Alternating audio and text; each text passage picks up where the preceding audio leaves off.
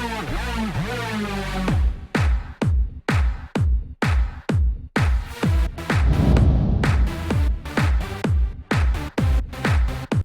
out to everybody out there on White Street. You already know what it is. Salute to everybody. Jimmy Wiz, ladies and gentlemen. We got the man, the legend, here with us today.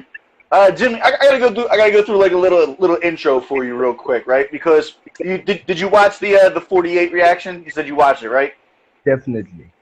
A lot of people don't know that these interviews wouldn't be happening in this format if it wasn't for you to begin with, right? So I gotta give credit where credit is due. I gotta pay homage where credit is due, man.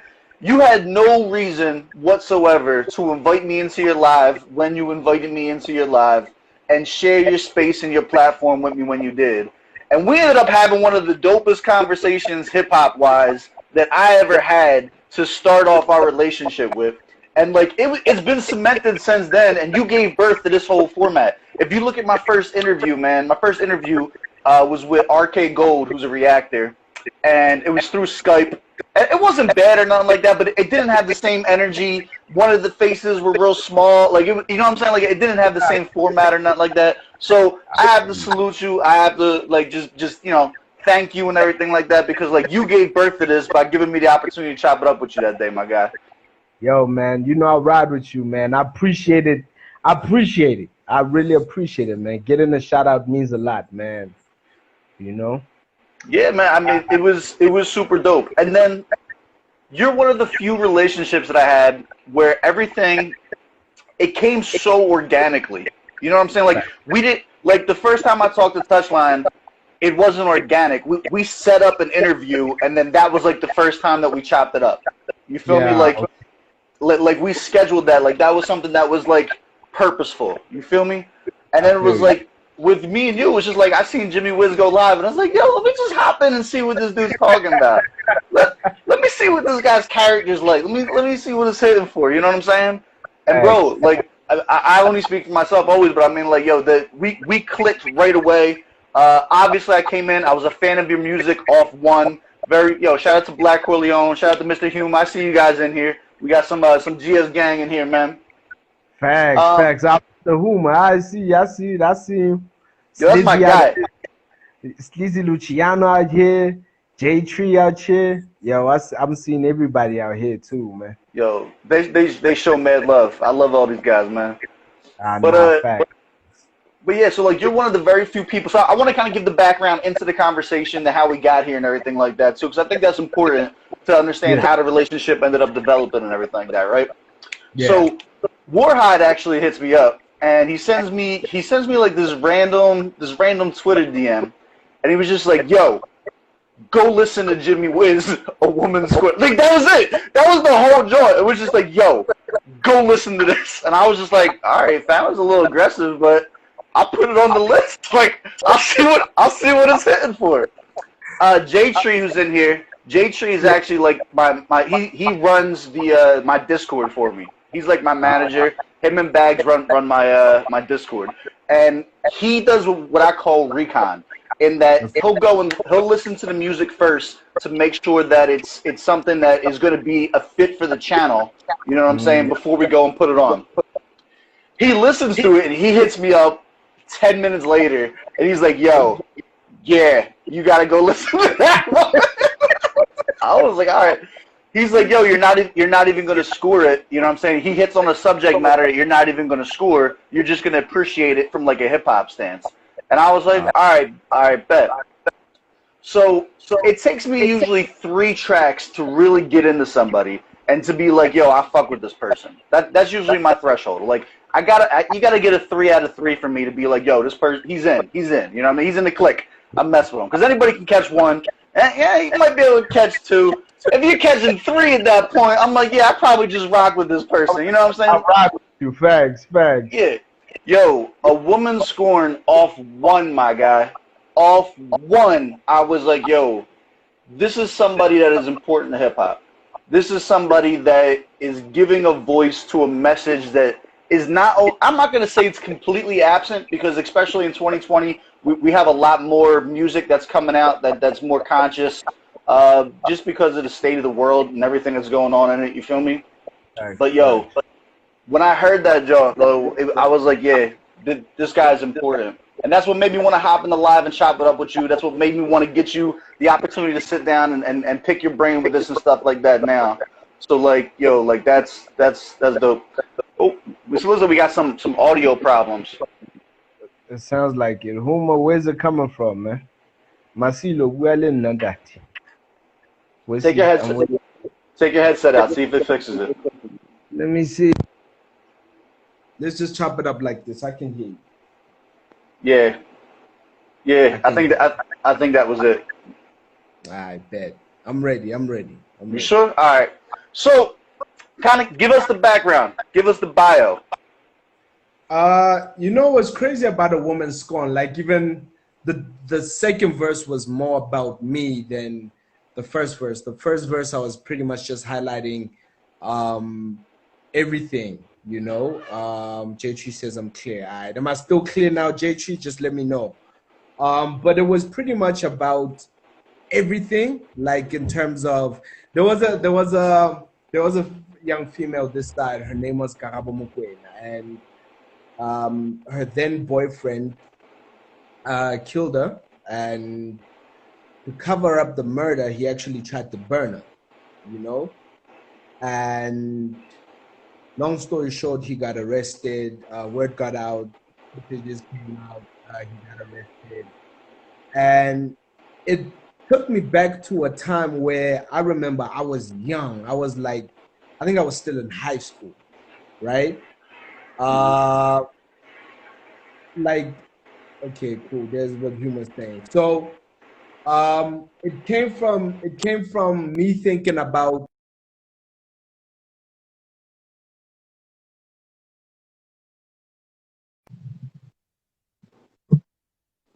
was sleeping. My pops wasn't home yet, and I'm chilling watching some telly, and then I see some lights flashing by the window, right?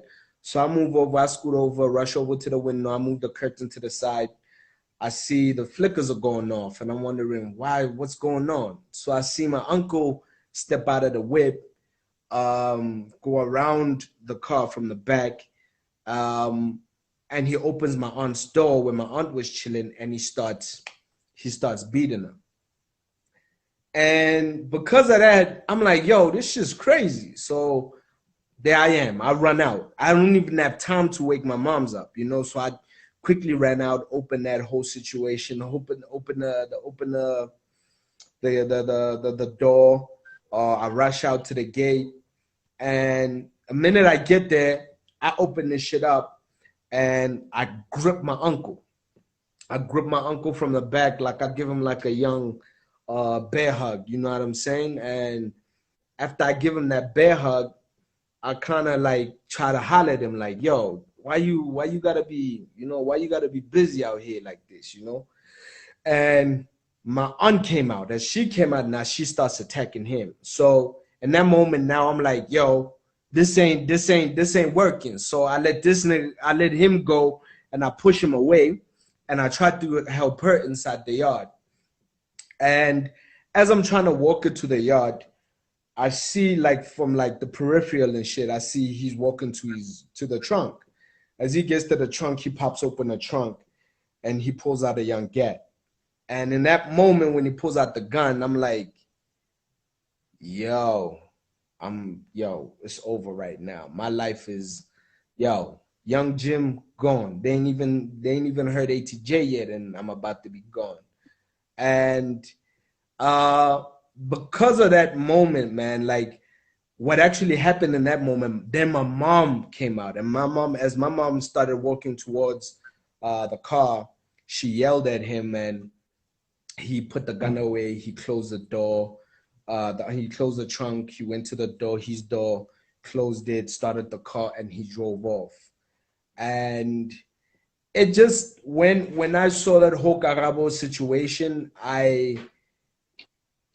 it kind of took me to that era, to that place, you know, to that little time and space. Yeah. And the minute Dub started playing me the chop of what he was actually cooking, and I heard that it's not right the way you treat me, I was like, yo, man, I gotta say something. I definitely gotta say something. I can't let this one go. And in that moment, I just knew it was more about a message than me trying to be an artist or something like that, you know? Right. So yeah, pretty much So like, that's what yo, happened, man. That's what happened. that that's that's not a rare story though, is it? Like Not that's at the all. problem. Is that it's not like a one-off scenario. It's something that's occurring. And that's I think that's what gets to me, Steve, is like, and that's why when I think of the track, I think a lot of people can relate to it because uh everybody has either seen somebody or has been part of that, you know, whether from a victim standpoint or the victimizer standpoint, you know, like somebody was either committing it or somebody was in it and y'all saw something and we all chose to keep quiet. You know, it's really not easy. Like when I see it now, you know, like being a grown man now, I can't let something like that slide, bro. I can't, like, I literally think about my sister. I literally think about my mom's, you know, and I think, yo, bro, if anybody did something, yo, I'm going in for life, Steve. Bro, I'm in I hands. feel you. Let me I'm gonna share my John with you too, right? Since we're opening up and stuff like that. So Bet. it gets a little more complicated than that in my own personal scenario, right? Yeah. I was 13 years old. I left the home when I was 14. I've been on my own since I was 14, right?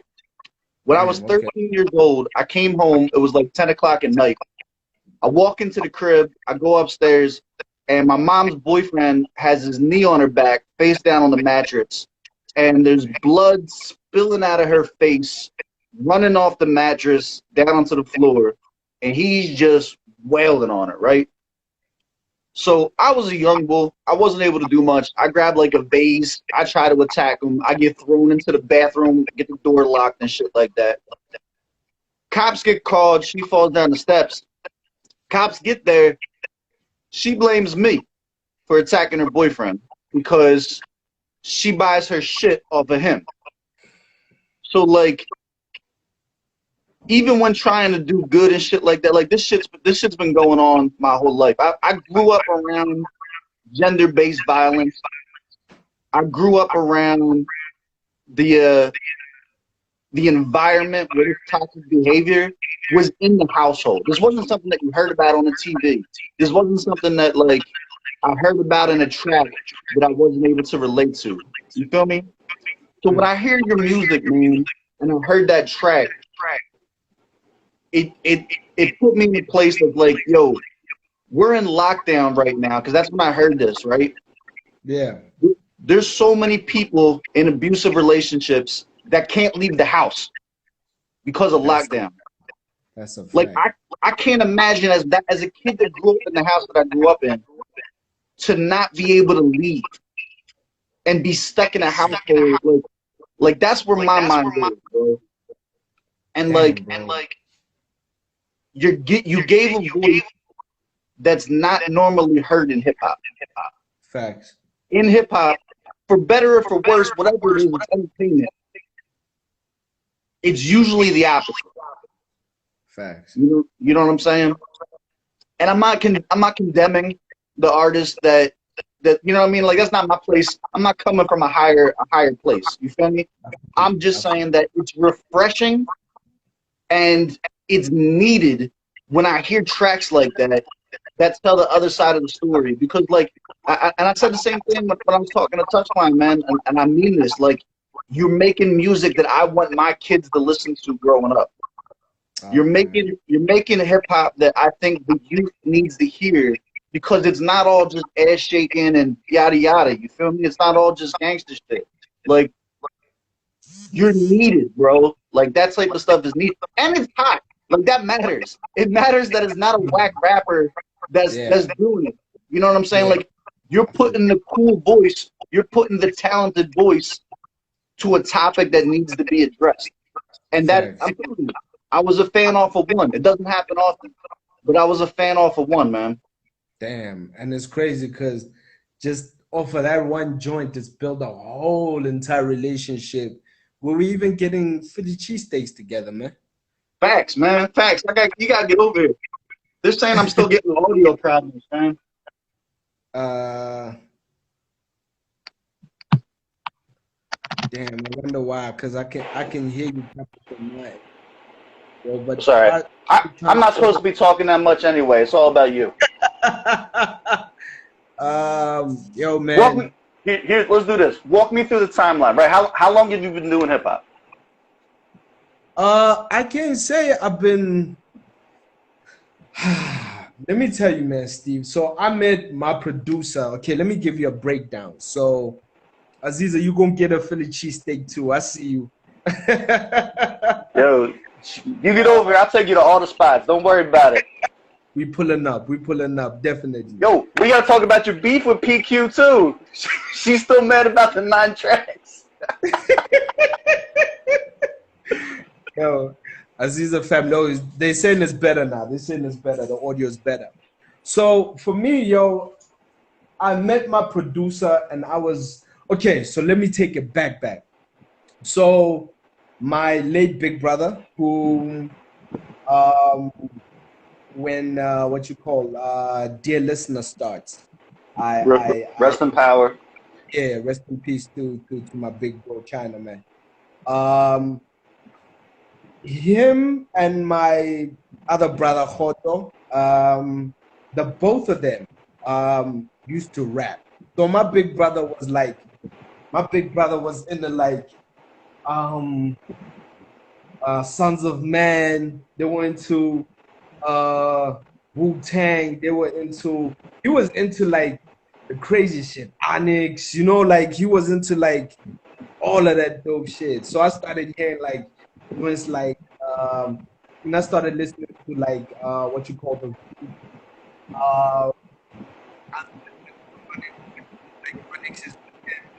shut him down.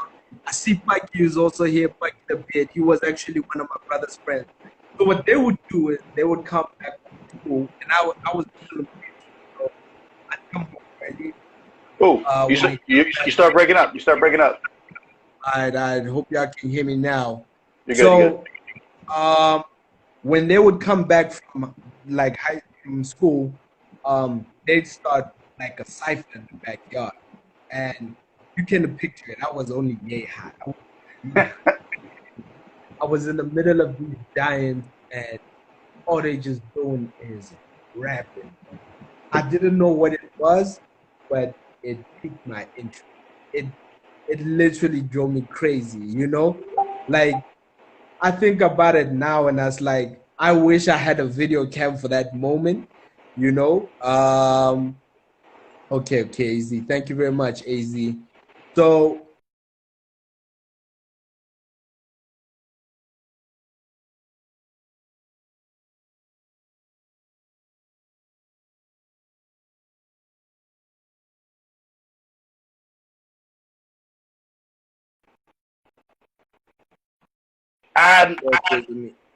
oh, there you go. You're back. yeah, You're back.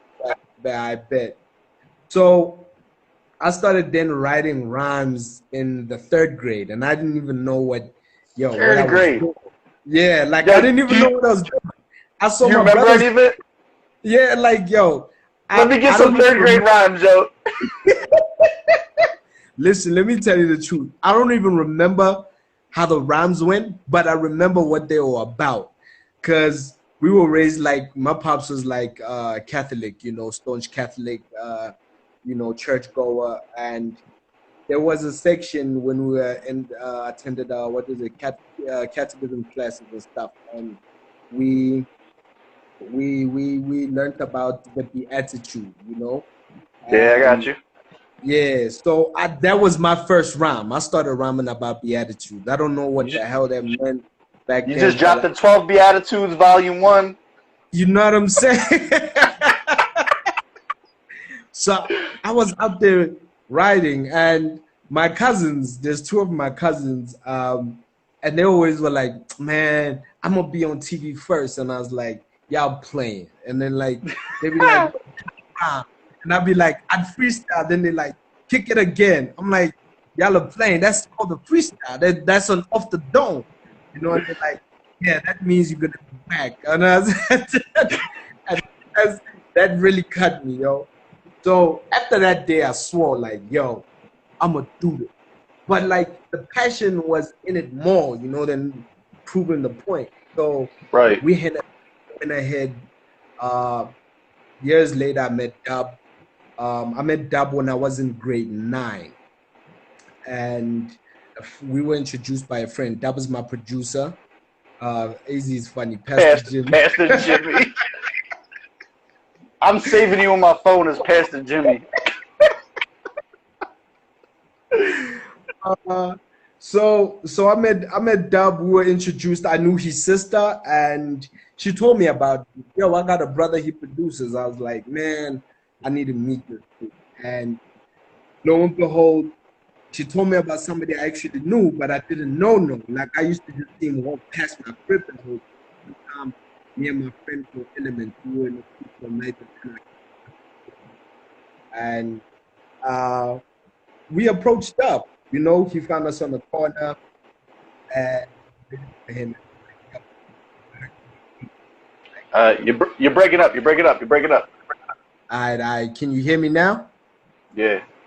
Yeah. So it ended up being like, yo, I make beats.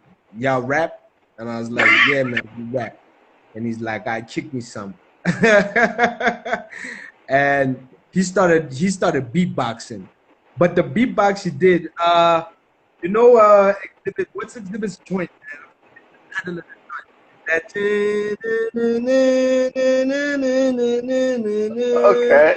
Yeah. Let's go. Let's go. Let's go.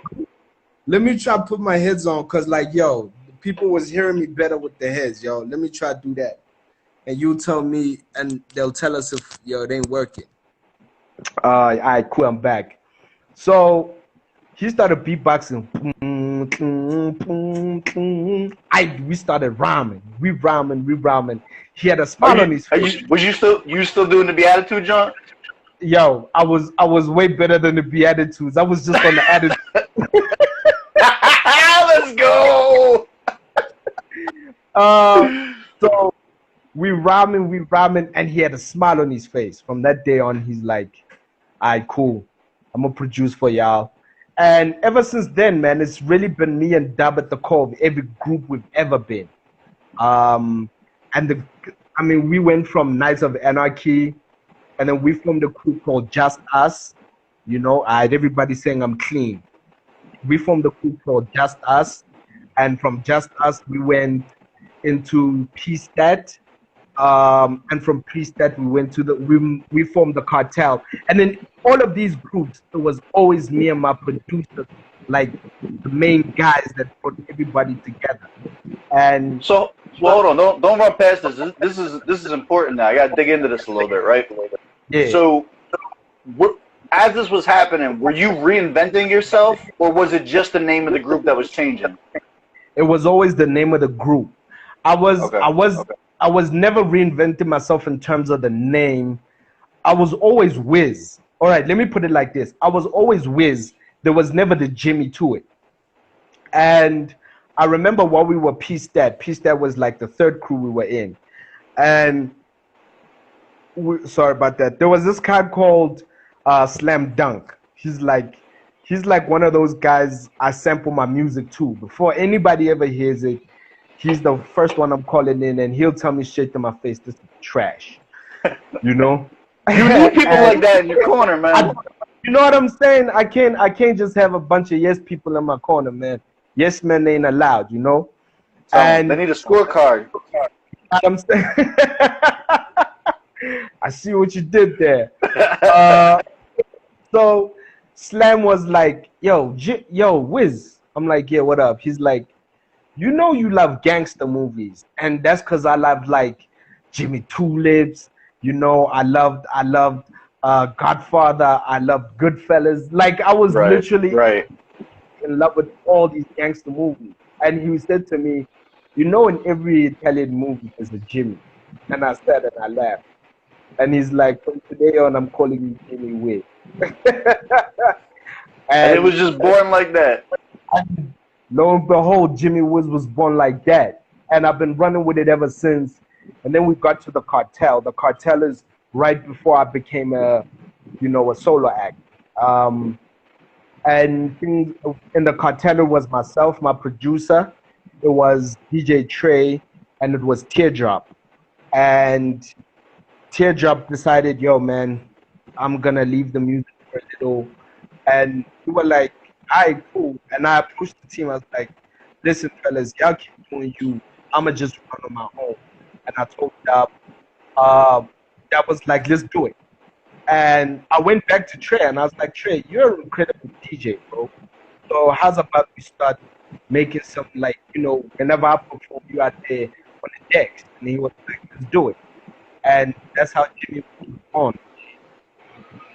And since going solo with under Jimmy Wiz, right? How many projects do you actually have? Because obviously, like the way that I consume music, I don't listen to albums like that. I listen to tracks, you know what I'm saying? Like, and there's so many different artists that I gotta listen to because of the way that my channel runs and stuff like that. That I don't get to listen to full projects front to back. It's just not how I consume music. You know what I'm saying? So yeah. So what all do you have under your belt?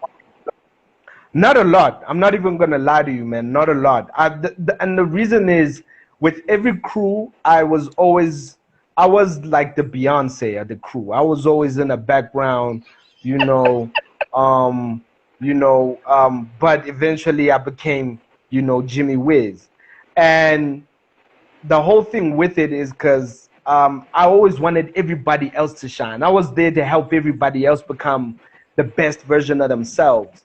And when everybody like started slacking, that's when I was like, yo, everybody's slacking, but I really got a passion for this, Like, right. I was like, man, everybody chill. And then when I went solo, the first project I did in 2013 was called Jimmy Wiz. Teardrop was the Beyonce. Okay, so I was the Kelly Rowland, I guess. This analogy is crazy. If you'd have asked me to predict any of the conversations that we would have had today, I would not have been able to predict Pastor Jimmy and my man referring to himself as Beyonce. Those are two things that I would not have predicted. No. Aziza told me, she's like, yo, get Jimmy on, you're going to love all facets of Jim. So, so like, man, under Jimmy Wiz 2013, I dropped the Jimmy Wiz EP. Nobody has heard it because I only literally made 100 copies of that disc. I still have the last copy. Like, I stole all 99. So that's gonna be on my channel next week, is what you're saying? Yo, I ain't even promising that. Like, Papa, like literally, my dad has it, and he's like, I'm framing this, and he says that every year because it's like it's chilling right there in his stash of clothes. Nobody touches it, So I guess, he always reminds me like, no, he always wanted to be you, and I thought you were playing. I thought you were still young. Now look at you now. It's like, yeah. That's dope, man. Yeah, you might be sitting on a gold mine, man. You get things start taking off. That might be your retirement plan right there. I'm saying, Steve, that might just go like, I don't know, man, on eBay or something. Is eBay even still functional? Yeah. And like that's going on for like $1 million or something. $1 million. Right. That's what I'm saying. You know what I'm saying? 100 million for this last copy of this. Yo. You got a whole crib sitting in your crib. And that's fine. You got a whole crib sitting in your crib. That could be true. That could be true. And you know what I'm saying? And right after that, I did. Then that's when ATJ came about. But the funny story about ATJ, bro, is that ATJ was always meant to be like ATJ was supposed to be a mixtape, and I kept chopping and changing ATJ. The first time I started screaming ATJ, like if I could show you the back of the sweater says ATJ, and my pops gave me the sweater in 2010. And okay, so this conceptually at least has always been there. It's always been there, because I was like, after Slam gave me the name Jimmy, I was like, okay, ATJ, hey Debs, I see you. I see everybody out here, you know. So like I've been yelling ATJ in the streets for like, yo, since 2010, and people were like, "What's this? What's this?" I'm like, "It's my project. It's coming. It's coming." It's And for coming. 10 years, it kept coming, yo. It kept coming, and I remember, man, like I was switching styles because me and my producer we used to like sit around, listen to whatever was new that was coming out, and we always try to make like something new out of whatever else we heard, and that never gave us a chance to actually put the project out because we started a project and maybe it had a lot of primo influence. We'd start a new project, it Gotcha. would have a whole lot of J Dilla influence, so on and so forth, man. And I never got to put out ATJ. And then finally, I think in 2017, I started putting together ATJ, and the first track of ATJ was actually Lost. Lost set the blueprint for how I wanted the whole project to sound, you know? So like Lost was the first track, and then Linda came straight after Lost. Um, and then the track started falling into place, man. This track started falling into place, and then we had a moment where we had about I think 14 tracks or so. And when you when I started listening to the project, me and my manager were like, okay, cool, the project is done. Uh, who do we shop it around to? I had a few sit downs with a couple of people. Osmic, you know Osmic. Yeah, Osmic, yeah, absolutely. Yo, super. The projects that I have coming out for like the Yeah. history for South African hip hop, he gave me the blueprint. Basically, he gave me the blueprint. Shout out them, and he had no reason to. Stogie hooked me up with him. Stogie plugged me, but like he had no reason to help me out, and he did. He had no problem doing it. He did it for. I'm telling you, he's one of those guys that just do it because he loves hip hop, man. And like He yo. Mm-hmm. his big thing too, which is very similar to the conversation that I want to have with you. We're going to get to, right? Is he's all about paying homage to the OGs so that the youngins that are coming up don't forget it, don't lose sight. Like most people don't listen to old school hip hop because they're listening to the radio. Like you actually have to go and actively seek it out. And like True. one of the things that he talks about, like he's a real intelligent dude. Is like don't lose sight of the origins of hip hop and what hip hop is supposed to stand for, specifically in South Africa. And it's not for me, it's not for you, it's for the ones who haven't gotten into hip hop yet. So that the first thing that they hear is an auto tune. You feel me? I feel you. I feel you.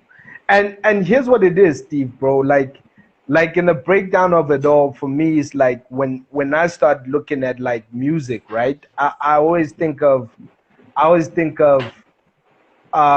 fashion, and it's weird how I bring the two together. But like how I've always seen it is, I've always told people that you gotta understand one thing. We've got the older generation that know what hip hop is, right? The young ones who have it different, right? Their hip hop is totally different. And we're not gonna say it's not hip hop. Hip hop has changed over the decade, over the times. You know what I'm saying? And Rap has changed. you know what I'm saying? Yeah. Okay. Let's say rap has changed over the years, and what it's always been for me is how I look at it is why sometimes I do what I do is because firstly I've got the influence from my big brothers and everybody I listen to, and how I see it, man, is the younger generation are eventually gonna look at our music the same way I look at my dad's music now, the jazz music he listens to, Right. and I'm like, this is fresh. How come I don't know this? And to me, because it's the first time it hit my ears, it's like this is brand new. It's not brand new to my ears, right? I got you. So that's how I always look at it. Like that's why sometimes I flex my skill on my pen because it's like, yo, this is actually what we actually used to do. And there's gonna be a new, like I run into like kids that are like 15, 16, and they're like, yo, Jimmy, you the best. And I'm like, but what you know about the best? You know what I'm saying? Right. Compared to who? You know what I'm saying? So that gives them an opportunity to be like, ask me, who do you listen to? Or who did you listen to? And I'll be like, I'll tell them, I listen to this guy, I listen to that guy. you know. No, no, no, and, no, no, no, no, no, no, no, this guy, Oh, that guy. Who did you listen to? So I listen to a lot of Talib Kweli. I listen to a lot of Mos Def. I listened to a lot of Wu-Tang when I was growing up. I listened to a lot of Biggie. I listened to a lot of Pac. I listened to a lot of Onyx. I was such an Onyx fan because my brother put me onto Onyx. Put you on, yeah. I was such a Black Thought fan. I was such a Black Thought fan. Sons of Man. You know, I used to be like fans of like 60-Second Assassin, and then I fell in love. Then where it all started for me, like when I really, really like was like, this is crazy, was Jada. I was like, Kiss is actually fire. You know, bro. Yo, Kiss has been in my top 5 since the 90s. fam, Still ain't had one whack verse since the 90s. That's what I'm saying. Yo, I say Kiss, people should tell me what whack verse he has. And I be You can't. It's impossible. So like Kiss set the tone for me because I used to listen to Kiss and I was like, okay. After that, after listening to everybody, when I fell in love with Kiss, I was like, okay, this is it. Then they came. This is gonna go into other important. We only got an hour on this jump before the live ends. There's so many things that I want to pick your brain about, bro. But now, like, I'm talking too much. No, dude, I want you to talk. They're here for you. They're here for me, man. So, like, look, two important points come up with what you just said. Number one, I am not surprised of all the old school influence that you have when I hear something like "Return to the New Old School" from Jimmy Wiz, right? Fact. And if you listen to my reaction to that, I flat out say in my reaction, there is no way in hell that somebody could replicate this type of flow, this type of energy, this type of vibe on a track if they didn't come up listening to it. Nah, like you couldn't. It would have been impossible for you to have pulled that out your ass if that wasn't ingrained in your DNA for like forever, bro. There's no way. That's factual, Steve. Like for me, that's what it was. You know, like I was always told my big brother was hard on me. He was like, nigga, this is in your DNA. And I'd be like, what's DNA? Deoxyribonucleic acid. You better learn that. And I was like, say less. I got you. You're right. You're right. and that's everything. Like even now when I write songs, I listen to the new age, man. I really do. And there are songs that I do vibe with. Like, don't give me, I vibe with them, Steve. There are times where I feel like I wish some dudes could really exercise their pen game a lot more, bro. Like, for me, that pen, it does a lot. Like, I'm a rapper's rapper, Steve. Like, I really sit there and I'm like, line for line, I'm constructing this bar because this is how I wanted to connect. You know what I'm saying? And I was a lot into a whole lot of storytelling rap when I was growing up. You know, when I first heard Illmatic, I was like, okay, this is Nas. Okay. You know, like, okay, this is different. Who's this young dude? You know, like you can imagine. I heard it at a later stage, and now like, who's this young dude? They're like, yo, this dude, man, you should hear like everything else after. And I started growing into Nas, and I started loving like storytelling, you know. And for me, that is who Jimmy is. You know, Jimmy takes his experience from the fact that I need to live life, tell a story, because when I listen to Brenda, you know, I'm like, yo, Pac was saying some shit. I listen to Dear Mom, I'm like, Pac this is one of the questions that I have for you too, right? And it's not a beef that I have with you, but it's somebody that I'm cool with. I have no idea what you sound like. And listen to what I mean by that, man. I've now heard 4 different tracks recorded, plus that joint that you slid me on the low yesterday that blew my mind. Oh yeah, No 2 joints from you sound. I can't tell someone what you sound like because every time I listen to a track from you, it's something entirely different. You got an entirely different flow. You got an entirely different rhyme pattern and rhyme scheme. Like when I listen to the A Woman Scorn, right? Yeah. Now That I'm looking wasn't- at AZ comment. I'm so I was saying thank you, AZ. Yo, I can't wait to get her on here, man. I'm gonna pick her brain about some stuff, man. Yo, you gotta. So, but I'm saying, like, when I was listening to A Woman Scorn, that wasn't a technically impressive track.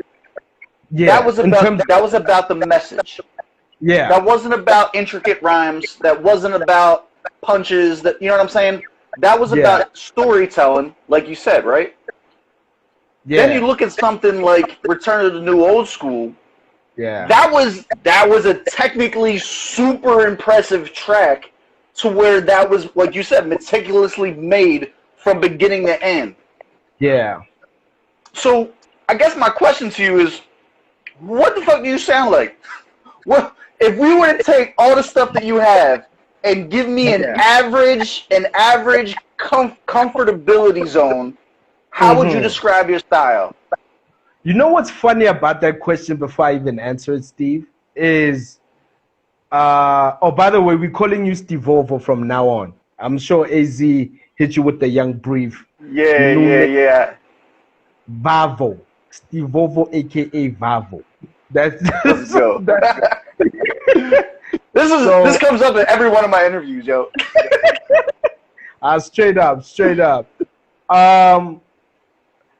Yo, when people listen here in SA, when people hear Jimmy Wiz, they just think I'm a boom bap rapper, right? Okay. For someone like you who's grown with hip hop, you know, who's gone over the ages with it, you understand a totally different thing. Like you listen to me and you like, I'm confused as to what Jimmy is.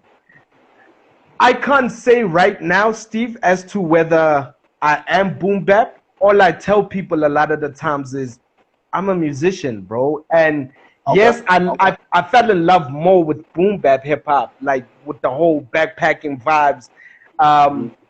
And that's my DNA. But at this current juncture of Jimmy Wiz, I'm still trying to introduce people to different facets of Jimmy Wiz before I actually give him like a straight up, like anything you can ever know. Here's the basic principle to Jimmy Wiz, is that Jimmy Wiz raps his ass off and he tells a story. That's Jimmy Wiz. Okay, I got you. I can rock with that. That's Jimmy Wiz. As to the different sounds, people are still gonna get shot. That's Nyamba out here saying he got Vernac stash, like verses in the stash.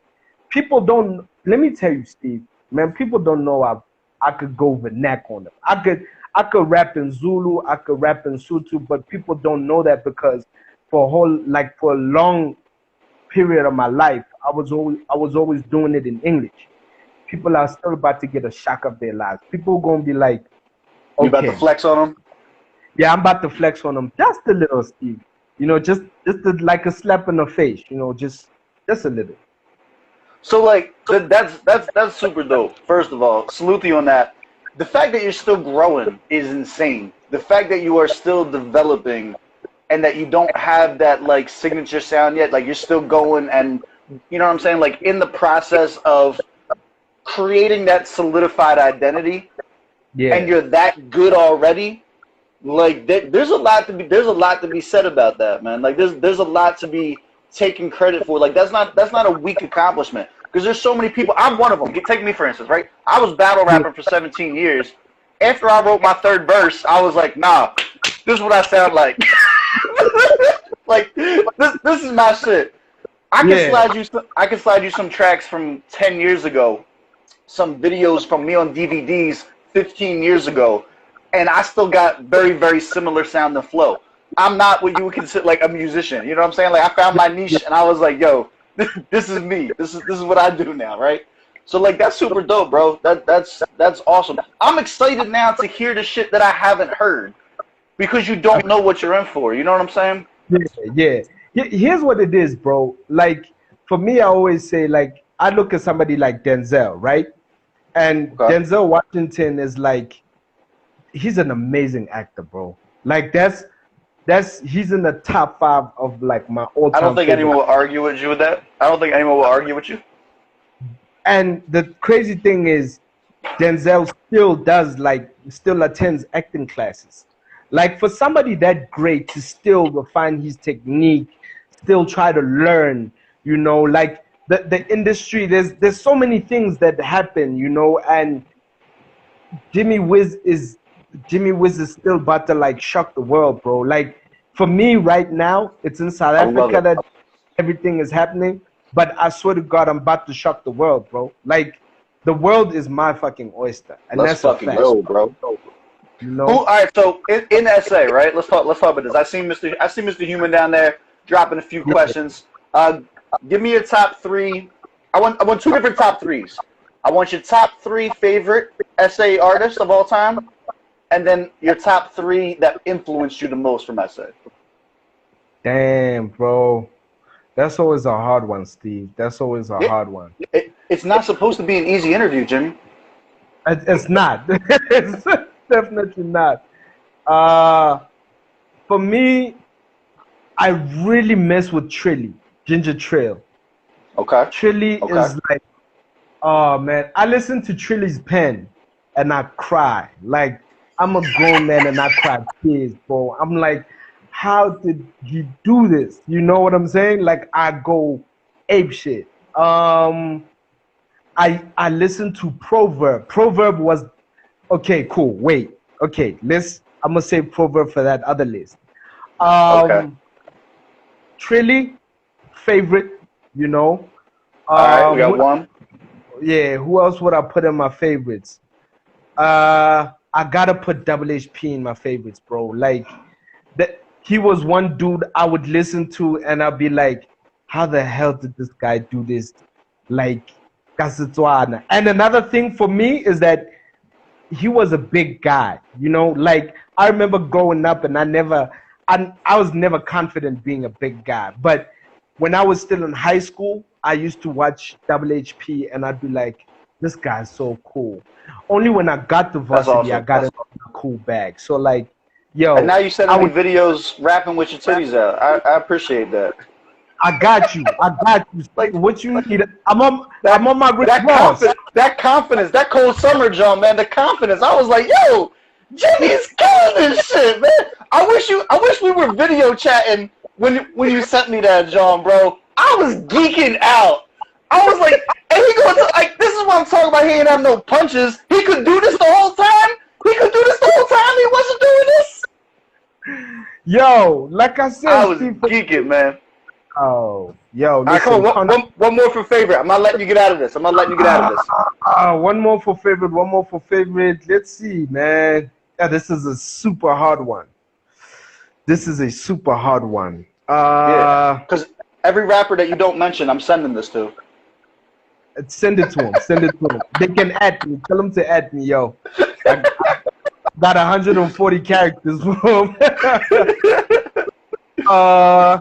Yo, okay, Trilly.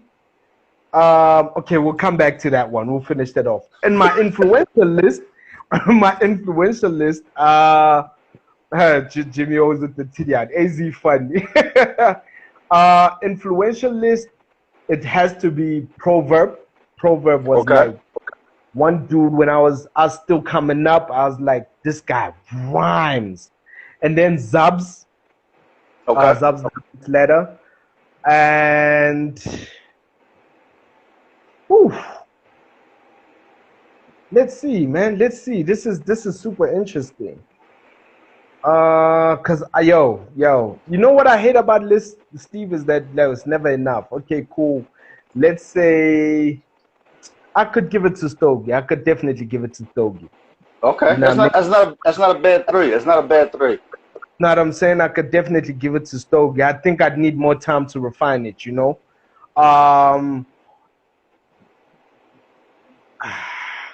Wait, I'm gonna do this, man. I'm gonna throw out Stogie from my list of influences, and then I'm gonna throw in Pro Kid. Okay. I'm gonna throw in the late Pro Kid. Like, I don't think Stogie would be upset with that. yeah, nah, he wouldn't. But the late Pro Kid, man, like Pro Kid had something about his pen where, yo, it was just crazy. It was just crazy. It's like one of the influences why, like, if I do a Vernac verse, I can kind of get in my Pro Kid bag because I'm like, okay, cool. I know the OG would want it like this, you know. So rest in peace to the OG. And to finish off that list on that side, Steve, Let's go. I'd put Stogie on one of my favorites. I knew he was gonna. It was the easy out. I knew he was gonna take the easy out. I'm gonna take him off this list and put him over here. I knew it was the easy out. Yeah, nah, I'd put Stogie on one of my favorites. Like Stogie has really, really dope verses, and he has really dope. He has a dope technique, you know. There's obviously a few things. Stogie's in my top five of all time dead or alive list. Oh, damn, that's crazy, yo. Top 5 dead or alive. Stogie T. I tweeted it out. It's not something I'm quiet about. And every time, like, you know who fights with me on that? Mm-hmm. Stogie. Why would Stogie fight? I thought Stogie would appreciate that. No. Stogie's the only one that gives me kickback on that. Whenever I chop it up with him and we get to talking lists and numbers and shit like that, he always come up my neck. And then I yell at him too, right? Every time I listen to something new that's wild, I'll send it to him. You check my DMs, man. I'll send it to him. I was like, yo, don't you ever fucking yell at me about my list again. When you're dropping shit like this, my guy, don't ever yell at me again about my list. Yo, Stogie's definitely, yo. Yeah, nah, I'd give him one of my favorites, man. Like, I listen to Stogie and, like, I get why sometimes SA doesn't catch his bars, man. Sometimes they fly right over the head. You said it though, right? Like, when you said about yourself about I'm a rapper's rapper, Stogie is definitely a rapper's rapper. And the average listener, so I'll give you a perfect example, just real quick, right? Mm-hmm. I have discussions with other reactors who aren't rappers. Okay. And I'll get hit up with like, yo, how did you catch this? How did you catch that? And I'm like, yo, you will never be able to catch bars in ways that I catch bars because I have been rapping for 17 years. Facts. Like, it's different. And it's not a slight. It's just different. Facts. When you have these rappers or these artists that write to impress other rappers and other artists and not just catch a pop sound, you are going to voluntarily isolate people who are not your peers. Like, there's just certain artists that just don't give a fuck. Like, they're not going to compromise the content for a click. You feel me? Yo, I feel you 1,000%. Definitely. Now that we got this though, because we are on a time crunch, right? So I want to get this some more meat and potatoes of this, all right? Mm-hmm. So we're up to speed. We got the background, we got the bio, we got the influences, right? Yeah. Let's have a tough conversation. Let's do it. I listen to something like A Woman's Scorn, and it puts me into a certain headspace of you as a rapper.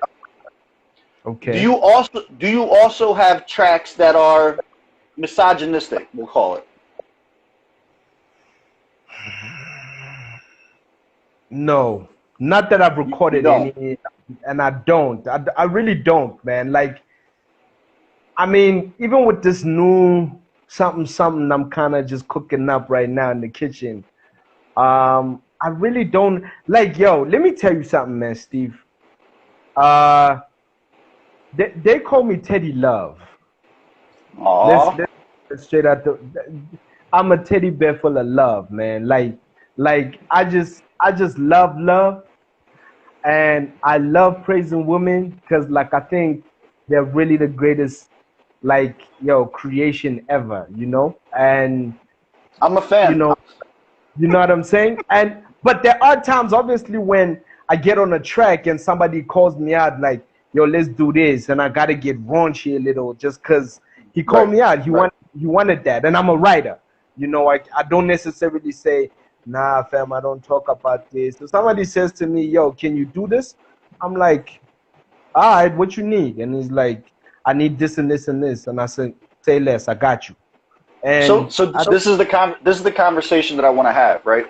yeah, Because I want to be able to talk to somebody like you who, in my opinion, the baseline is respect. The yeah, baseline isn't flame the message. That's not the baseline, right? yeah. So the baseline for you is respect. Where is the line drawn in your head, right, between enjoying toxic music? Because I love my toxic shit. I'm one of the most toxic human beings you will ever meet in your life. I But see you and your love with Joe Budden. come on, man, you already know. You already know. But at the same time, I geek out when I hear something like a woman scorn where we're big up in the ladies, right? Yeah. At what point is it hypocrisy to enjoy both? And at what point is it art and just intelligence in being able to enjoy both? And what's like the ratio? Like what do you think is the golden ratio to balance that? Like I see your face. It's not an easy conversation, but I would rather have it with you than most people. So like let's take the time and unpack this, my guy. You know what it is for me, Steve, is music is something that always lives on. And that's always something I've always like kind of told myself, like music is something, if I died today, you said it one time when you said our voices are going to live forever already. You know what I'm saying? And then it gets back to legacy. What am I trying to leave behind for me? And for me, it's always, I want when my sons listen to my music, I want them to be like, an hour has gone by already. We're about to get cut off. Yo, let's hop out and hop back in. Let's hop out. Let's finish this because this is an important one. All right, this is an important conversation. I got you. All right, this is gonna end, and then I gotta save it, and then we'll hop right into the next one. All right. I'll see you when you pop up on my screen. All right, yo.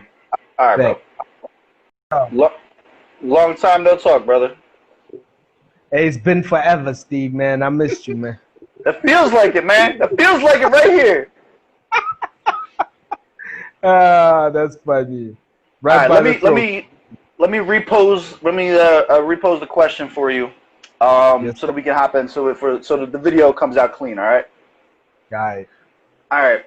So what I want to talk about is the two conflicting concepts in hip hop of having somebody that is conscious and aware of the downplay of women in hip hop and actively makes music to big up women and speak out against gender-based violence. And then the existence, appreciation, and like still rocking with the misogyny that exists in hip hop since the dawn of time. And what we want to talk about is it hypocritical to enjoy both? What is the ratio that would make it not hypocritical? Should it all be looked at as art? Is there a responsibility to an artist to provide both or not? Like, I want to really unpack this topic and come at it from all angles and find out like what is the golden ratio? Does it matter making music in 2020 where maybe it's a bigger issue than maybe it was 30 years ago? I'm not saying that it is. It may have been the same the whole time, you know what I'm saying? But like, what are your thought processes on that? Let's start unpacking this one thing at a time. So basically, Steve, like when I make music, bro, and I want my music to live on forever. So I want music so that like when I sit down and my kids listen to my music, they could hear who their father was, even through the music, and the father's always been respectful guy because my father raised me like that, my mama raised me like that. You know what I mean? Salute.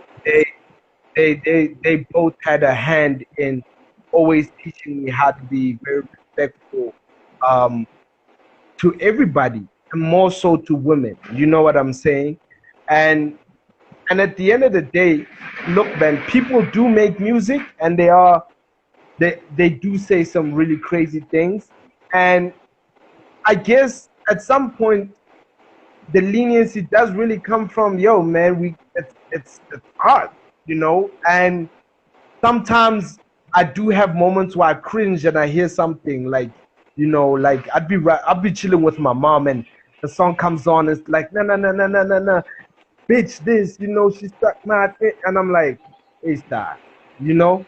And Right. I never really Right. had those sort of moments, you know. When I think about it, like I don't want my, and I don't know, man. I really don't want that sort of thing for my music, you know. But there are moments where I sit and I'm like, I really vibe with that song. I don't know why I vibed with it, but You really maybe I vibe with wasn't. what? You broke up. You broke up. What'd you say?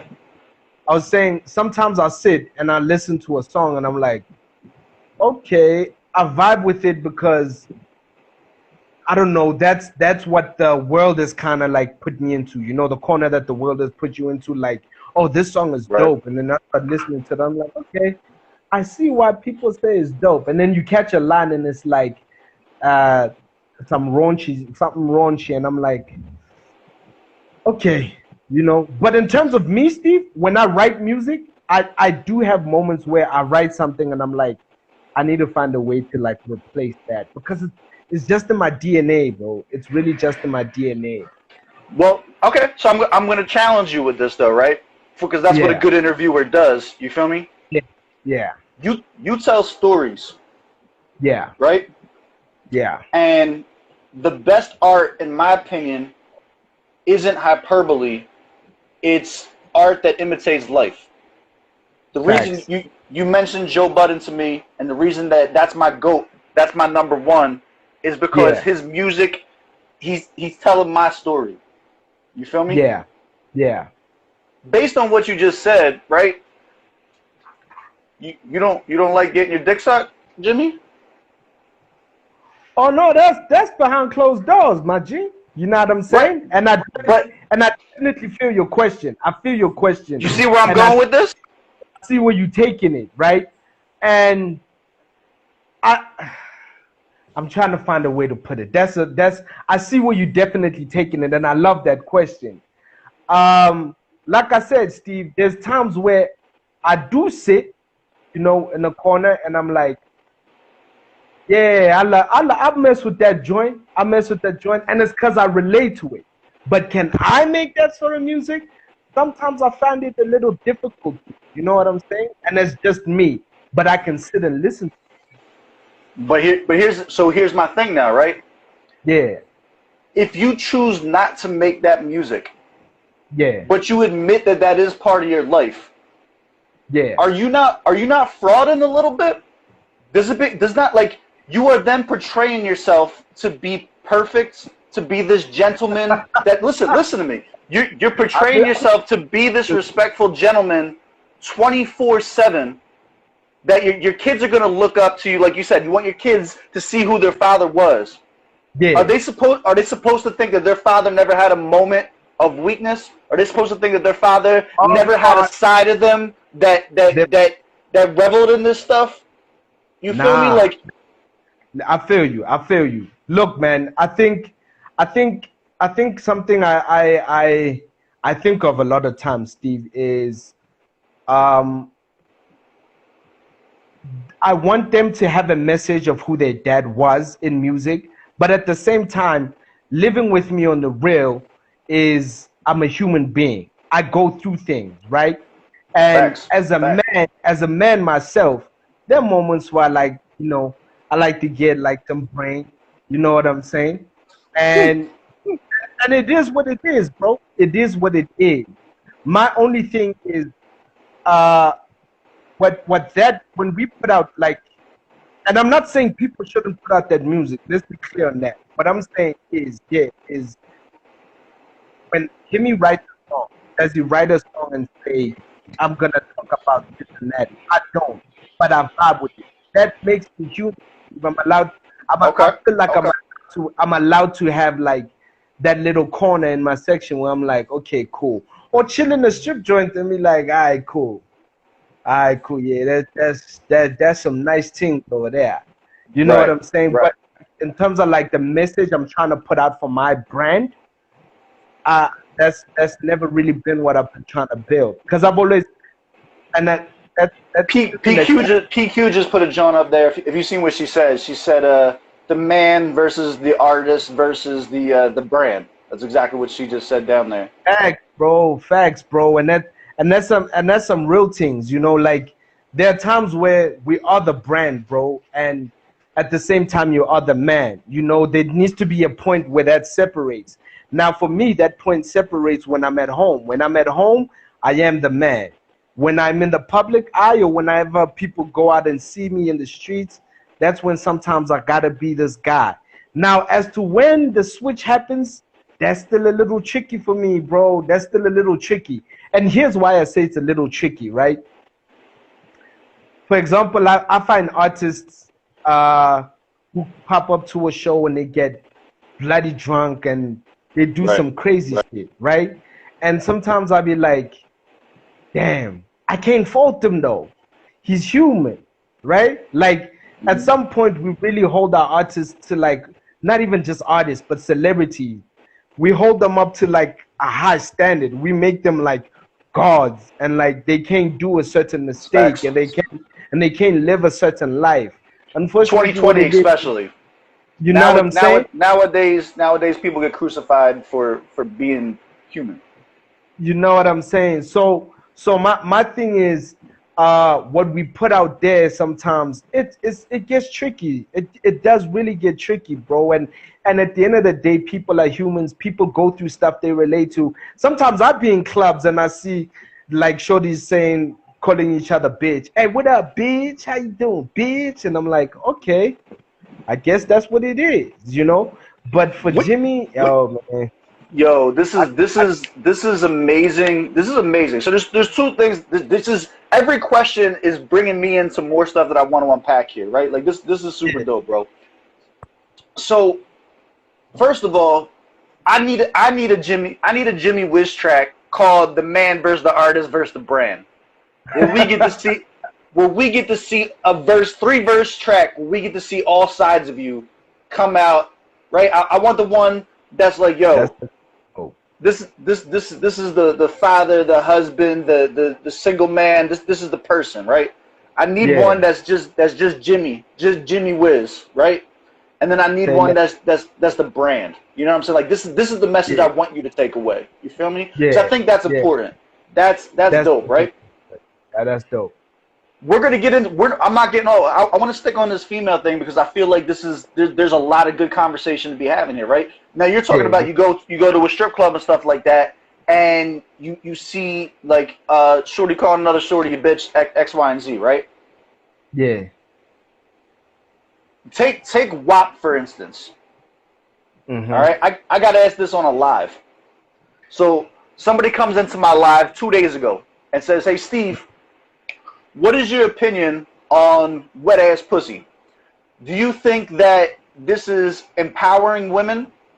Do you think that this is a negative influence on women, and that it's diminishing the value of the brand for women? Well, and do you think that they have a responsibility to their fan? Like you're not as big as Cardi B. I think you would agree with that, right? There's That's a there's there's probably 4 people in the world right now that are as big as Cardi B is. So then fact. the responsibility comes in there. My response, just to make it clear of where I was, my stance on this was, right, is like Yeah. let me reword the question for you, right? So Yeah. I said let me reword the question. You're asking me if I think two women making the music that they want to make, saying the words that they want to say, and getting the #1 record in the world, do I think that's empowering to women? Like, who the fuck are you to tell anybody else what to make? It like that is like the definition of misogyny, of saying what a woman can and can't do to have That's value. Like that's a a woman is not only valuable when they act and talk and walk a certain way that you deem to be acceptable. Do you feel me on preach. that? Like Preach. that's so that was my stance on that when we had that conversation, right? I guess my question to you now is like, take that same. I don't want to. I'm obviously heavily influencing the answer that you're gonna give on this one. Yo, yeah, okay. But hear me out. Hear me out. Hear me out. Yeah. In terms of yourself, because I can only ever have you speak for yourself. I never ask you to speak on behalf of nobody else, right? Yeah. In terms of your music, bro, past, present, and future, right? Yeah. Do you feel like you have a responsibility to your fan base to ever produce music one way or another? Or does like your responsibility to be true to yourself come first? Because I don't think it's a clear-cut answer. I think the easy answer, in my opinion, is to stay true to yourself. You know what I'm saying? Like, my job's not to raise your kids, it's your parents' job to raise you. You know what I'm saying? Facts. But like, for somebody that is conscious like you and somebody that has a history, like, your fan base, bro, whether you like it or not, is going to be built off of this image of positivity. Yeah. Like, to me, a woman scorn is always going to be how I was introduced to you. You feel me? Whether you like it or not, and you could put out the most misogynistic shit in the world next, that's always going to be where my brain starts and ends with the baseline. We talked about the baseline. With the baseline, right? Do you still have a responsibility then to your fan base, whether it's one person or a billion people, to keep that, I don't want to say image because it's more than an image, you know what I'm saying? It's an ideology. Yeah. Or is it like, yo, go ahead. You get where I'm going with this. I get where you're going. First of all, man, Steve, I think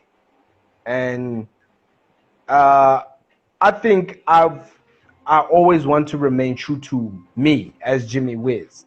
And that means I'm allowed to grow. And that means 5 years from now, Steve, I could go through some crazy shit. And I could be like, you know what? Fuck it. This is who Jimmy Wiz is now. You know what I'm saying? Don't date a Scorpio. It'll happen. Yo, we're all of the Scorpios out here. I'm waiting for them to comment. They comment. They're the only comments I delete. Yo, people tell me I'm trash every day. They tell me, Steve, you're trash. You can't speak on black music because you're white. No one in South Africa wants to hear your opinion on this. I let all that stuff stay. Someone's like, Scorpios are the best. I'm like, nah, delete that shit. That's we not giving that message out to nobody. Yo, they come out at you for this one. Yo, they come at me hard, bro. They come at me hard. Listen, they coming for you. They ain't even trying to hear nothing after this one. You just made it worse right there, but it's okay. I got your back, Steve. I got your back. I appreciate you, bro. I appreciate you. So look, man, I really want to stay true to myself. More than anything, I think like that's the realest thing. And the realest thing is I can't stay true to fans. And here's why, Steven. I'm gonna be really real with you, man. Sometimes I think that's a t-shirt. You know Let's go. Talk your shit, Jimmy. Let's go. I'm listening. Here's why I can't stay true to fans. They're very fickle, bro. They're very fickle. Today they love you because you did this. Tomorrow they hate you because of this. Next week again they love you because of this. And the week after that they hate you because of this. And at the end of the day, if you live who you truly are, man, nothing in this world is gonna hurt you, bro. Nothing can deter you or ruin your day. You know why? Because you're real about you. And that's something like, for example, I see about you. The fact that you just said, people tell me I'm trash, and you can say that with a smile, man, I know you. You know what, man? You're breaking up. You're breaking up, my guy. You're breaking up. Yeah. You were about to say, you know what? Can you see me now? Can you hear me? I can hear you. I can hear you. You're good. So like, yo, man, listen, if you can say that with a smile on your face, Steve, you happy, bro. You happy. Oh, yeah, man. I've never had a bad day in my life, good brother. Like, You see what I'm saying? Screw what everybody else has to say, man. I'm all about being real, you know, and like I guess at this present moment in my life, bro, it's really just looking at everything that I'm going through, you know, and I think that's one thing I loved about ATJ for me was I put down my whole experience for the whole past 10 years of my life. You know what I'm saying? Let's say 15, you know. I'm still going to live, Steve. But I'm still gonna ball. I'm still gonna do crazy Right, shit that I right. shouldn't have done. And those are going to be the experiences I write on. You know, everything I think of, everything I see, observation, like, you know, everything I observe, you know, as long as it's true to me. And that's one thing about Jimmy and the team. The team knows very well that when Jimmy gets on a record, if I don't love the record, I ain't putting it out, bro. I never put a record out if I don't love it. I gotta love it. So that really talks Facts. to my happiness as an artist. Like, am I happy with what I'm putting out? If I'm happy with it, then yo, people will get it. They're the last to be So, on my so, head. so you're saying it doesn't matter. Just to bring it back to the conversation, right? They, You're they, saying it doesn't matter if you are big up in women, or if you're on your misogynistic tip, or if you're heartbroken, or if you're toxic. As long as in your mind that's really how you felt, then you don't really care what the message is, as long as it's legit. Is that what you're saying? yeah, Okay. because somebody out there is gonna relate to it. That's the point of it all. That's the reason we all make music, because in some So way or another, elicit an emotional response. you know what I'm saying? Because I at got one you. point or another, bro, like everybody writes something that they go through or they've seen, and that means somebody out there is gonna relate to it. That's the simple like that's how I look at it. I fuck with it. All right. So now I want to play. Now I want to play the double standard game with you, right? There we Because go. we uh we agree on a lot of things, especially taking it all back to something like a woman scorn and saying that's valuable hip hop. That it's a Yeah. valuable message, right? We also said that anybody that's telling Cardi and Meg that they shouldn't be making that music, way stepping out of bounds, right? Mm-hmm. Does the same thing go for men then? Because like we agreed that like there should be more women empowerment music out there, right? Like especially Yeah. given the state of things, like gender-based violence, like we talked about, is super fucking high right now. What's the difference between telling a rapper that you should cater more towards a certain cause of positivity? How is that any different than someone telling Cardi or Meg you shouldn't be rapping about WAP? There isn't any difference. So what's the solution then? There isn't one, Steve. And I'm gonna be dead real with you, man. It's This is something that's gonna be there forever and ever and ever. Amen. All we gotta do is, as individuals, play our part, bro. You know what I'm saying? And I want to make sure, bro, Steve, that like when my card gets called, you know, and Right? it's like, yo, I'm out here, peace, people. I can sit there with my demons and say, okay, cool. I feel good about myself, you know. So like at the end of the Okay. day, that's something that's really gonna be there forever, man. We hate it. We all, maybe it's just an uproar. I don't know, man, of like the time and the century or where we at or whatever's happening in the world right now. But like the unfortunate part is that it's something that's been happening forever and ever, Steve. And I'm not sure if we're ever gonna get to a place where we actually fix it. I'm not sure. I'm just not sure, So bro. I'm gonna challenge you on this, right? Yeah, Because I think there's something that you're overlooking, and yeah, it's not a thought that I've completed yet. So I want to work it out with you, right? yeah. Artistry, there are no rules in artistry. We agree with that, right? Pardon, you said that again? There are no rules to artistry. Like you Facts. make what you want to make, right? Yeah. I think the difference, or not the difference, but the topic that I want to move on to is, you are an artist. Jimmy Wiz is an artist, right? Yeah. But you are flying a banner of hip hop. You are flying the banner of everything that hip hop represents every time that you open your mouth and your pen goes down. I think I know where you're going with it, but okay, continue. Is there, maybe you don't have a responsibility to the kids. Maybe you don't have a responsibility to the fans. Do you have a responsibility to hip hop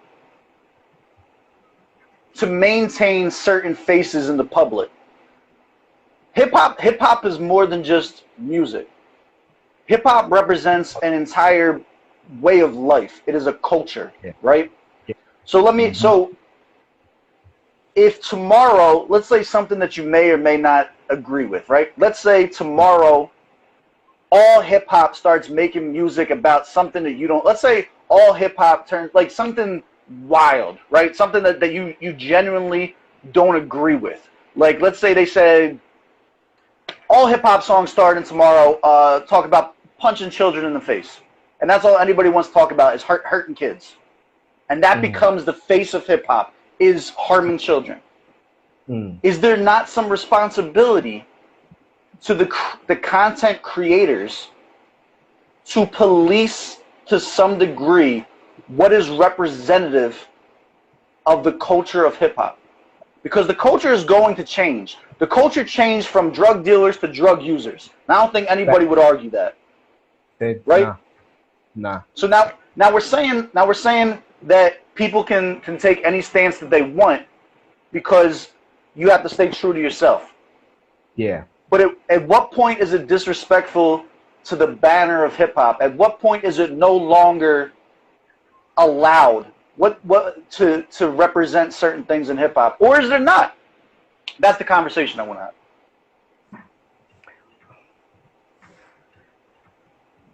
That's a dope question. That's a really dope question. And here's where I'm at with it, Steve.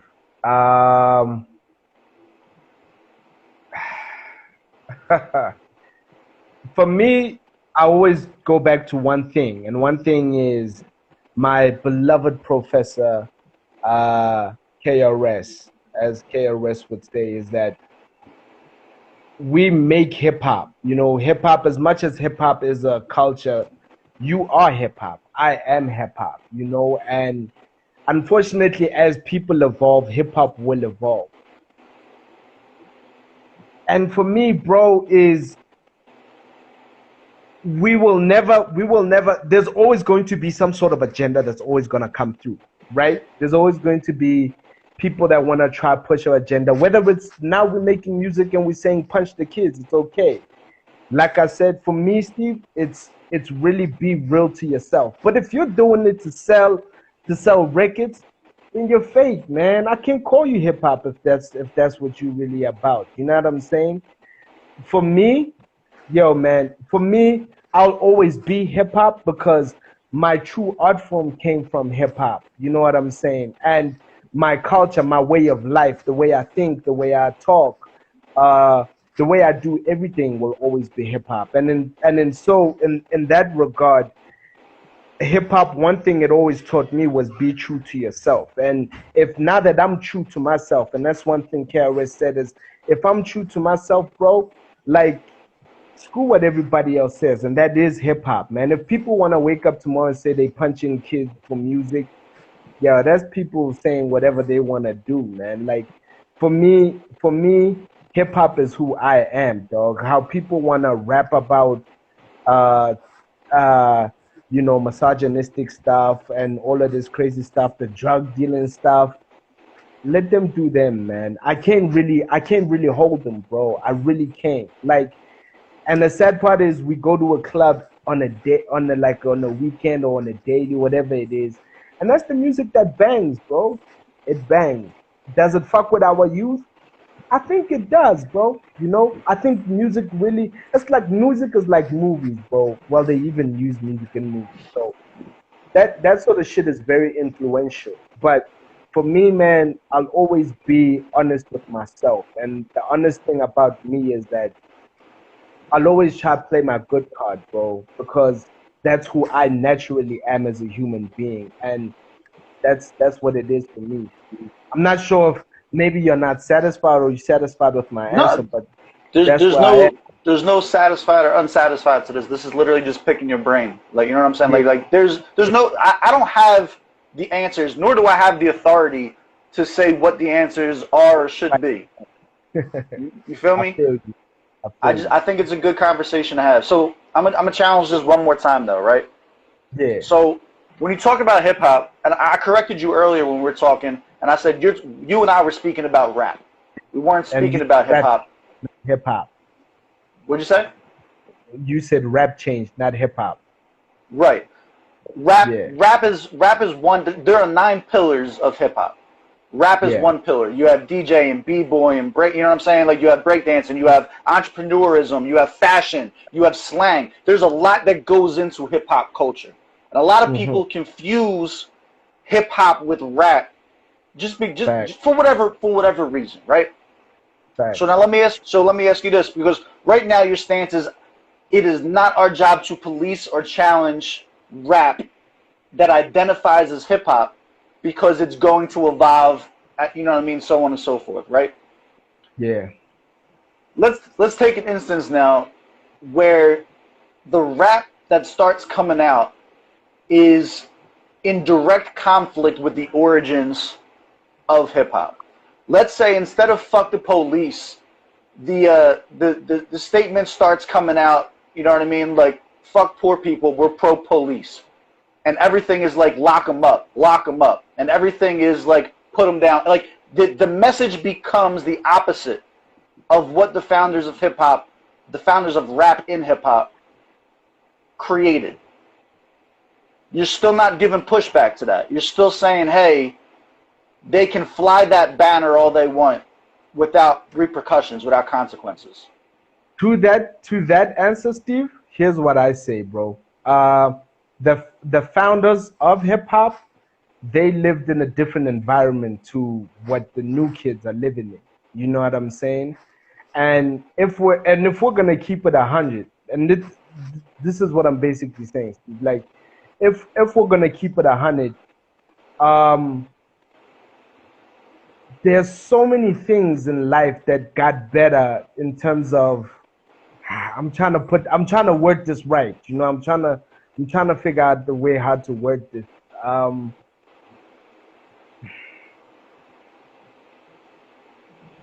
Yeah, I'm running out of words because of your question.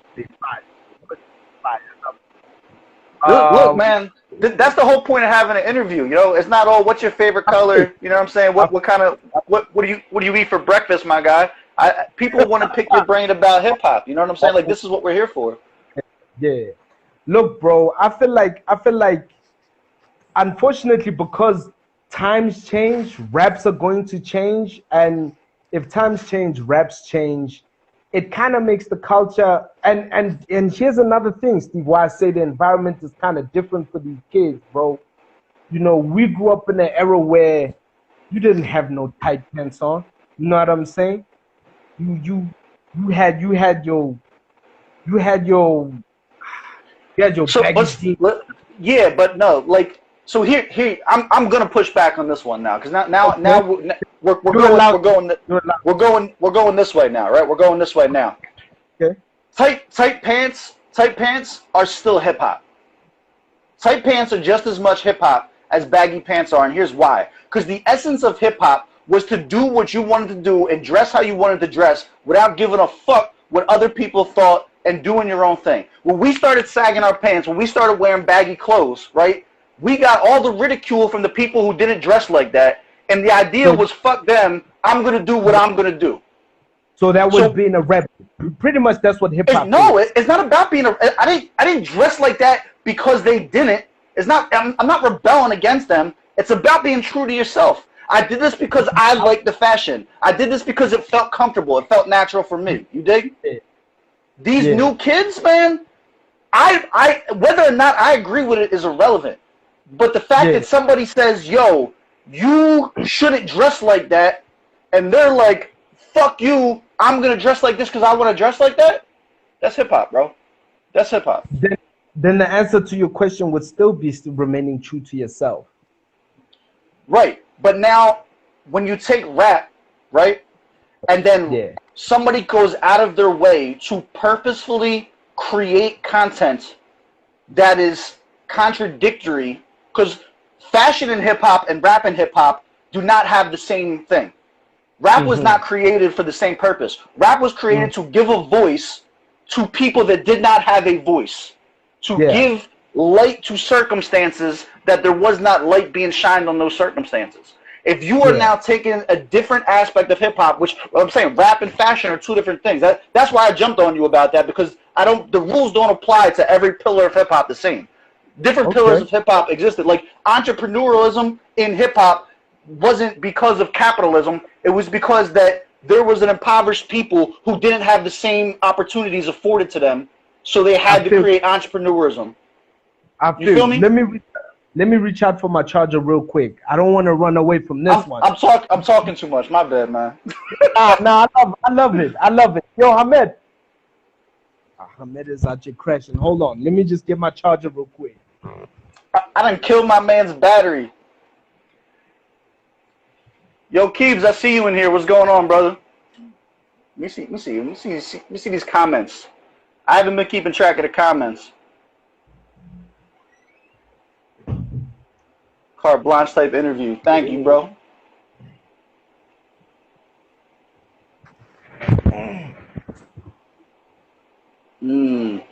Well, I met it. I will go drink water, AZ.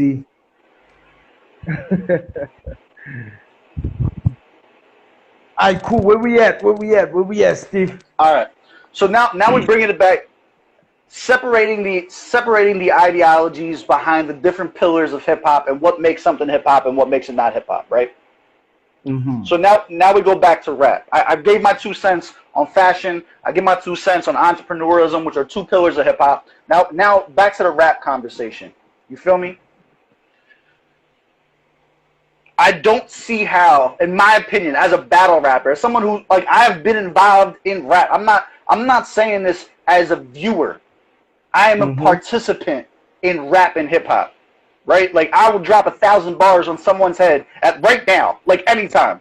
I will drop that. Like that's me, right? Yeah. To then hear somebody purposefully and consciously make content contradictory to the essence of rap and what rap was intended to do in the hip hop context, I don't believe that person is allowed to fly that banner anymore. I do believe at some point you step in and you have to check somebody or remove them entirely from what they're doing. And and that's because, like, yo, this it's I don't want to take it into a race talk, but the idea of trying to then gentrify a pillar of hip hop, I think at some point, for the people who understand hip hop and the people that understand that rap is a part of hip hop, responsibility has to come into play to stay true to what it is. Because if you don't, then those same people who needed hip hop and the reason hip hop was, or rap, and the voice that was needed, they're gonna lose it at that point. Yeah. The voice that they needed, definitely. I feel you, Steve. I feel you. It's tricky, Steve. And here's why I just say it's tricky. I totally agree with you 100%. You know, with all of the points that you brought forth, like I vibe with you. You know, I vibe with you and I agree with you. To some degree, people do need policing, bro.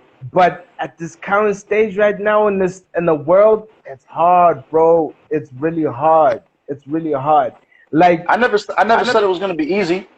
And it never will be, bro. It never will be. It's really going to be an uphill battle.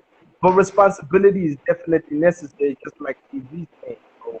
Like, it's really on each and every one of us. And hence I say, I think for me, when it comes to making sure the content I put out is content I'm happy with, I feel I can go to bed happy. if the next person doesn't and they misogynistic about it, or they want to talk about punching kids in the face, or gender doing gender-based violence, no, bro, then I would check it personally, but like, man, let me see before I answer you. Do we question? This is what AZ is saying. The question is that really then is, do we do things because they're easy, or do we do them because they are right? I feel what AZ is saying, but bro, for me, I would check it. There needs to be a responsibility. You're definitely right. You're definitely right in that. So why did anybody check Eminem when Eminem came out with Kim? Because that's Eminem, bro. He wasn't. Marshall Mathers LP first dropped. When that track first dropped, he wasn't. At that point, you're right. Hey, bro, I guess I don't know. I'd love to give you an answer. I'm just trying to create conversation. That's all that's my job is to create conversation, bro. I feel you. But to that answer, I'm gonna be dead honest, Steve. I don't even know, man. All right, man. I'm gonna get off. What's your favorite breakfast, bro? I don't have breakfast, Steve. You don't eat breakfast, bro? I eat wrappers for lunch, but I don't have breakfast. Let's go. Yeah, you got a 16 for me? I feel like my conversation was getting too heavy. Now you're backing off some questions. Like I want to let's lighten it up. I want to lighten the conversation up a bit. I want to be able to get you back on another interview. I don't want you to be running away from my interviews, my guy. No, Steve. One thing about me, I'm gonna be here, man. Even if I feel like right now you just whipped my ass with all of that talk and that was fire, I'm coming back, Steve. I'm still coming back. I appreciate you, bro. Because times may change, but fundamentals should still remain the same. OGs in the hip hop should constantly school new cats of the history and the art form. Okay. What is he saying? I think people did check him, but not immediate. Great media society try. Yeah. I don't know that we can argue for or against that, to be honest with you, because I don't have any information. I don't have any record. I don't have any record of. First of all, he was co-signed by Dre. Yeah. So like, to check Eminem at that point would have been to try and check Dre. And I don't know that I think the people who would have been in a position to check Dre at that point in time were still in the same circle. And I you know what I'm saying? Like I feel like the cosign. And again, I can't even talk on this. My point of what I'm trying to get at is I don't believe we have any record to say for or against that, and everything is speculation. That's where I'm going with that. Would you agree? Would you agree or disagree? I agree. I can't speak for Dre. Can you speak for Dre? I can't even speak for Dre. I can't even speak on the issue because, like you said, bro, like, hey, man, I ain't even got 411. I can't tell you what really happened at that point. So exactly. I ain't even gonna try, like, fool myself into that one. All right, you got 16 for me? Steve, people pay for these things, man. Well, how much you got? My love and affection. Yo, in some places that ain't enough, man. I'll go back and forth with you. We can go 16 for 16. I'll give you my misogynistic bars if you want. Yo, I'll welcome them because I ain't gonna judge you, Steve. Look, I'll give you my most misogynistic 16. You want it? Let me see what I come up with. I said I fuck with chicks in the gangster rap, ain't with the holding, hugging, kissing. That's why they on my bars like coyote ugly bitches. You be fucking snitches, chickens look like Leatherface. Yeah, you holding pigeons down, pussy, you a featherweight. Homie, you ain't never ate, you sleeping on the curb, tossing bread like a hobo, you feed it to the birds. I'll retrieve it from the burbs, get a bitch that got some stacks, I'll let her blow me in the cab, whistle hit it from the back. Yeah, they see me on the Ave, no, I'm working with them hammers, and know my face from YouTube, and I'm working with them cameras. Got them slipping out pajamas when I bring them to my place. I don't know where I met her, but remember where I came across her face. Don't know her name or age or race. I just know she ain't a tease. Gotta keep these bitches trained. She's sitting upright on her knees. She stuck her tongue out for a treat, so I fucked her all damn night, dude. You gotta turn these bitches out. She said it's her first time with a white dude. You dig? Yo, that was rude. That was straight up rude. Listen, have I got any 16s in my head? Let me check my Rolodex. It's Jim Zell. This property at a rap game. Stack change. You know I gotta be with these cats playing. Straight Kingdom, practically where the tracks flame. Accelerant rap. It's evident when I'm track lane. They can't fuck with me lyrically. I attack lanes. Fact stays the same. Flowing. How to act brave. If we take it to the streets, I'ma snatch chains. Chiropractor with the crack. Back pains. So live, we finally broadcasting. The flow so cold, and whether you forecast it. I'm in the lane of my own, you poor bastards. And you all what you eat, law of attraction. They wanna know why I rap the swab? I play chess with the words, nigga, Kasparov. I grab the bull by the horns, or take the handles off. I don't will. Let's go! Oh, they running out. They're running out. They're running out. Damn. I was gonna pull something. I knew I was gonna pull something out of you, my guy.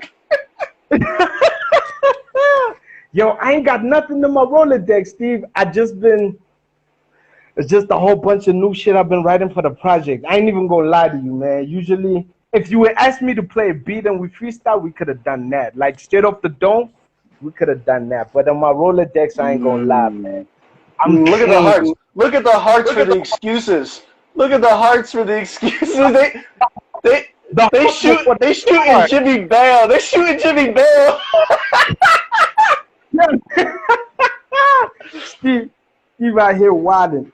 Yo, you know what it is for me? Yo, Steve, I ain't got nothing in my head. I ain't even gonna try to lie to you like I got something. See, AZ says I can rap. Don't ask me to drop nothing. Listen, do you want the truth about rap? She gonna give me a 16. You better start writing now. Start writing right now. I want that 16. Prepare everything, yo. Yo, man. But yo, man, Steve, I really enjoyed chatting with you. I'm coming back, bro. I'm coming back. Good. I need some time to think about some of your questions, bro.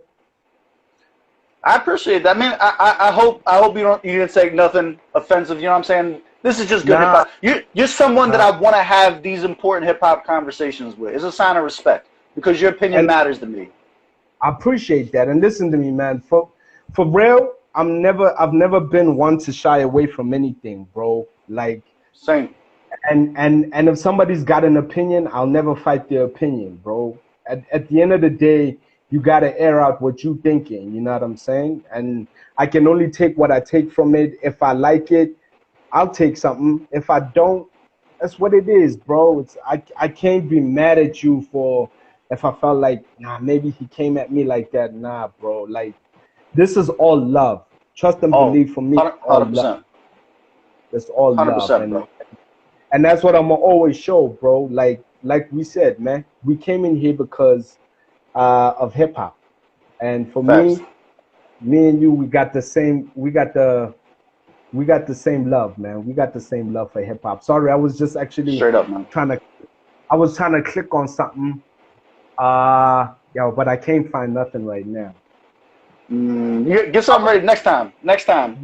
I was trying to give y'all an exclusive, but I gotta clear that up with management. You know what I mean? I got exclusive shit for you, bro. See what I did there? I see what you did.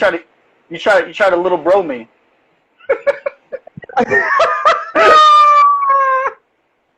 He said if you had management, you would understand.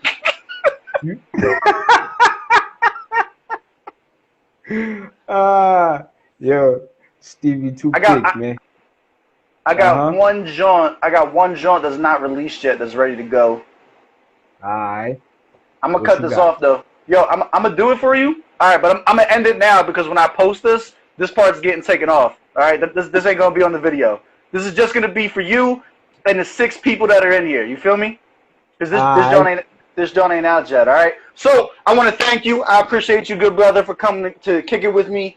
and we will make sure that we do this again. Much love, much respect. Everybody out there, go stream Jimmy Wiz's new project. He poured his heart out for 10 years, apparently, to come up with 9 tracks for us. So make sure you go check that out.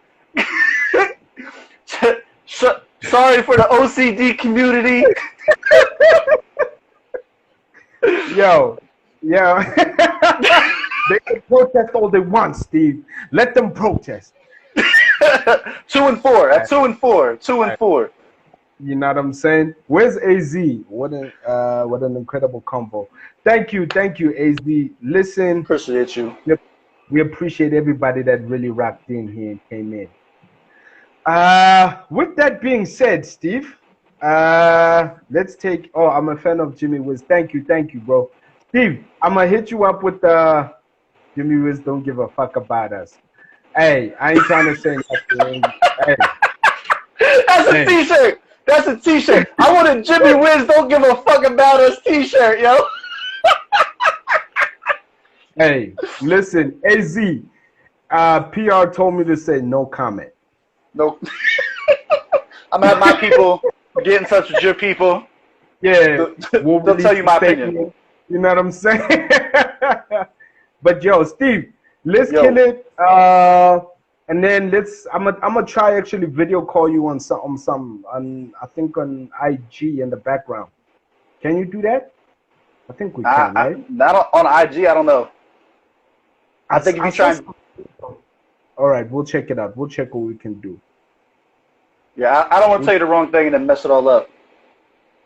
Yeah, nah, cause I'm just trying to jam you an excuse of I know your PR nigga. I'm gonna call him. Call him. They'll give you the official statement. All right, let me hit you. I got like a little 32 for you, and then I'm gonna get out of here. All right. I bet. I'm listening. All right, let's go.